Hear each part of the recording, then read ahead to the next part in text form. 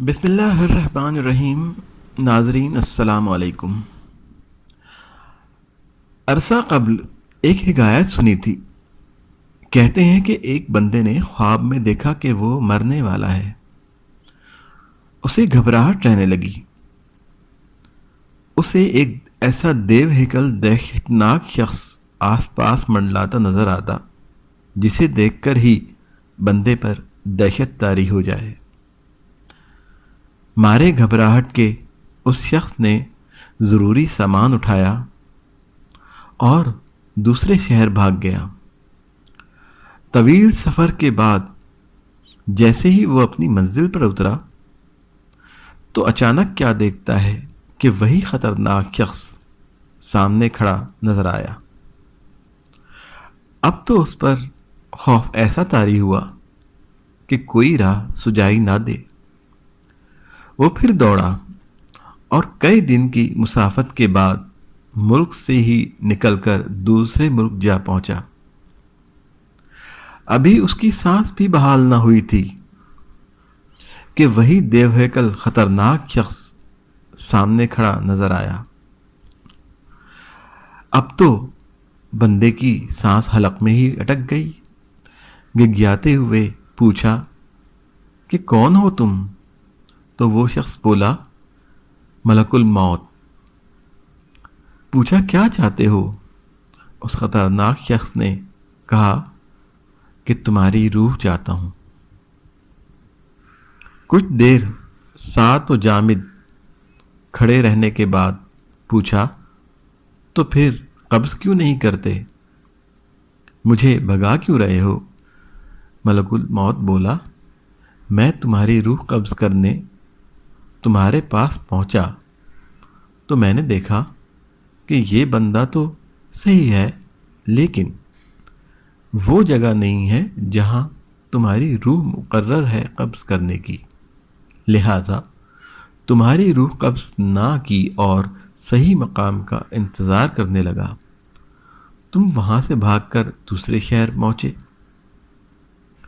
میں وہاں آیا تو بھی موت کا مقام درست نہ ہونے کی وجہ سے تمہاری روح قبض نہیں کی۔ موت سے بھاگتے بھاگتے اب تم صحیح مقام پر پہنچے ہو، اور پھر اگلے ہی لمحے اس کی روح قبض کر لی گئی۔ محترم ناظرین، ARY کے سینئر اینکر پرسن اور صحافی ارشد شریف سیاسی پنگے بازیوں میں انتہا کو پہنچے۔ مخالفین کی خوب پگڑیاں بھی اچھالیں اور بالآخر سمجھ گئے کہ آگے سیاسی منظرنامے پر کیا ہونے والا ہے، تو انہیں اپنے بارے میں خوف لاحق ہوا۔ کسی بھی قسم کی سختی، تکلیف، نقصان یا موت کے ڈر سے ملک سے نکل بھاگے اور دبئی جا پہنچے۔ دبئی سے لندن، لندن سے واپس دبئی اور پھر بالآخر جرائم اور اسمگلنگ کے گڑھ یعنی کینیا کے شہر نیروبی جا پہنچے۔ لیکن ملک الموت سے بھی کوئی بھاگ سکا ہے بھلا؟ بالآخر وہ ملک الموت کو صحیح مقام پر مل گئے اور ملک الموت نے ان کی روح قبض کر لی۔ مرنے کی وجوہات تاحال نامعلوم ہیں۔ کسی کی موت پر ہنسنا درست نہیں، تاہم یہ شہادت کے مرتبے پر فائز کرنے والوں کو بھی اور کوئی کام نہیں شاید۔ ملک الموت کسی ادارے کا ملازم ہے اور نہ ہی ارشد شریف کوئی ایسی خطرناک شخصیت تھے کہ جسے مارنے کے لیے اداروں کو نیروبی جا کر کوئی بڑا آپریشن کرنا پڑے۔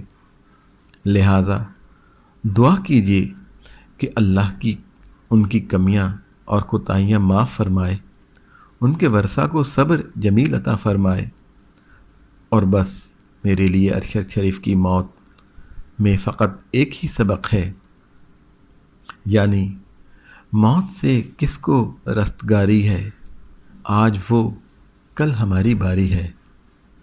والسلام۔ امام صافی کے قلم سے۔ اللہ تعالیٰ ارشد شریف کو جنت الفردوس میں اعلیٰ مقام عطا فرمائے۔ اللہم صلی علی محمد و آل محمد و اجل فرجہم ولعن اعدائہم اجمعین۔